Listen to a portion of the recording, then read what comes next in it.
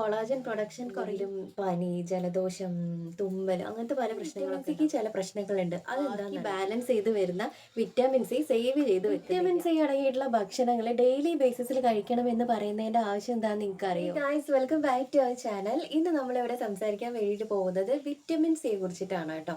ഈ വിറ്റമിൻ സിക്ക് ചില പ്രശ്നങ്ങളുണ്ട്. അതെന്താണെന്നറിയോ?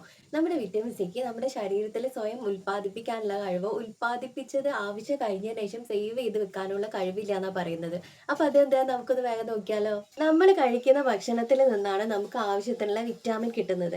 ഈ വിറ്റാമിൻ നമ്മൾ ഫുൾ ബോഡിയിലേക്ക് എത്തുന്നത് വെള്ളത്തിലൂടെയാണ്. അതായത് വിറ്റാമിൻ സി എന്ന് പറയുന്നത് വെള്ളത്തിൽ ലയിക്കുന്ന ഒരു വിറ്റാമിൻ ആയതുകൊണ്ടാണ് കേട്ടോ. നമ്മുടെ ശരീരത്തിലെ കൊഴുപ്പ് സേവ് ചെയ്ത് വെക്കുന്നുണ്ട്, സ്റ്റോർ ചെയ്ത് വെക്കുന്നുണ്ട്. നമ്മുടെ ശരീരത്തിൽ ഫാറ്റ് ആയിട്ടൊക്കെ നിൽക്കുന്നത് കാണുന്നില്ലേ, അതേപോലുള്ള കഴിവുണ്ട്. പക്ഷെ നമ്മുടെ വിറ്റമിൻ സി എന്താ ചെയ്യുന്നത് വെച്ചാൽ ഫുൾ ബോഡിയിലേക്ക് ആവശ്യത്തിന് എല്ലാം എത്തിച്ചതിന് ശേഷം തന്നെ ബാക്കി ബാലൻസ് ചെയ്ത് വരുന്ന വിറ്റാമിൻ സി സേവ് ചെയ്ത് വെക്കുന്നില്ല. അതിനുള്ളൊരു കഴിവില്ല. പകരം എന്താ ചെയ്യുന്നത് വെച്ചാൽ, ഞാൻ നേരത്തെ പറഞ്ഞിട്ടുണ്ടെങ്കിൽ വിറ്റമിൻ സി വെള്ളത്തിൽ ലയിക്കുന്നതാണ് എന്നുള്ളത്. അപ്പോൾ അതുകൊണ്ട് തന്നെ ബാലൻസ് വരുന്ന വിറ്റമിൻ സി നമ്മുടെ യൂറിനായിട്ട് പുറത്തേക്ക് പോവുകയാണ് ചെയ്യുന്നത്.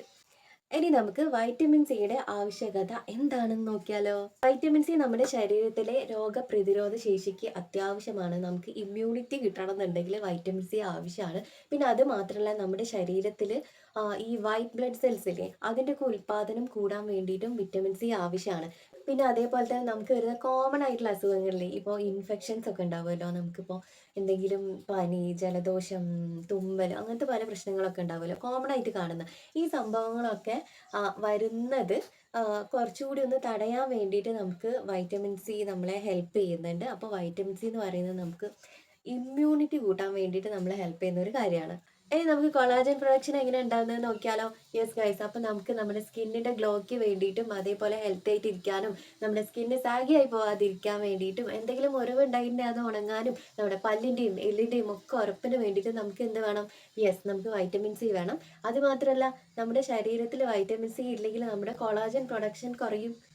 വൈറ്റമിൻ സി ഉണ്ടെങ്കിൽ മാത്രമേ നമുക്ക് കൊളാജൻ പ്രൊഡക്ഷൻ ഉണ്ടാകുള്ളൂ, നമ്മുടെ സ്കിന്നും ഒക്കെ ഗ്ലോ ആയിട്ട് ഇരിക്കാൻ വേണ്ടിയിട്ട് പറ്റുള്ളൂ.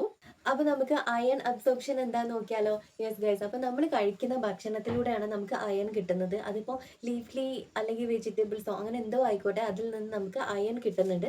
പക്ഷേ അയൺ നമ്മുടെ ശരീരത്തിലേക്ക് അബ്സോർപ്ഷൻ നടക്കണം എന്നുണ്ടെങ്കിൽ വൈറ്റമിൻ സിൻ്റെ ആവശ്യമാണ്.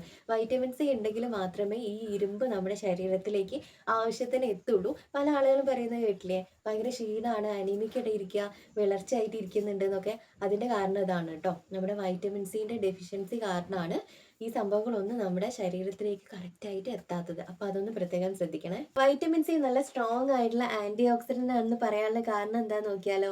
യെസ് ഗൈസ്, വേറെ ഒന്നല്ല, നമ്മുടെ ശരീരത്തിൽ ഉണ്ടാകുന്ന കോശങ്ങളുണ്ടല്ലോ, സെൽസ്. ഈ സെൽസിന് എന്തെങ്കിലും തരത്തിലുള്ള ഡാമേജ് വരികയാണെങ്കിൽ നമ്മുടെ ശരീരത്തിൽ ഉണ്ടാകുന്ന ഫ്രീ റാഡിക്കൽസ് ഉണ്ടാവുമല്ലോ, അത് ഈ വൈറ്റമിൻ സി ആയിട്ട് പൊരുതിയിട്ട് നമ്മുടെ ശരീരത്തിൽ നടക്കുന്ന ഈ ആൻറ്റി ഏജിങ് എന്ന് പറയുന്ന പ്രവർത്തനങ്ങളൊക്കെ ഉണ്ടാവുമല്ലോ, ആ ഒരു പ്രശ്നം എല്ലാവർക്കും പ്രശ്നമാണല്ലോ, വലിയൊരു പ്രശ്നമാണല്ലേ. അതിനെ ചെറുക്കാൻ വേണ്ടിയിട്ടൊക്കെ നന്നായിട്ട് ഹെൽപ്പ് ചെയ്യുന്നുണ്ട് കേട്ടോ. പിന്നെ അത് മാത്രമല്ല, അഡൽട്ട് ആയിട്ടുള്ള ഒരാൾക്ക് 75 മില്ലി മുതൽ 90 മില്ലിഗ്രാം വരെ ഒരു ദിവസം വൈറ്റമിൻ സി ആവശ്യമുണ്ടെന്നാണ് പറയുന്നത്. നിങ്ങൾ എപ്പോഴെങ്കിലും ചിന്തിച്ചിട്ടുണ്ടോ ഒരു ദിവസം നമുക്ക് ഇത്രയും വൈറ്റമിൻ സി ആവശ്യമുണ്ട് എന്നുള്ളത്?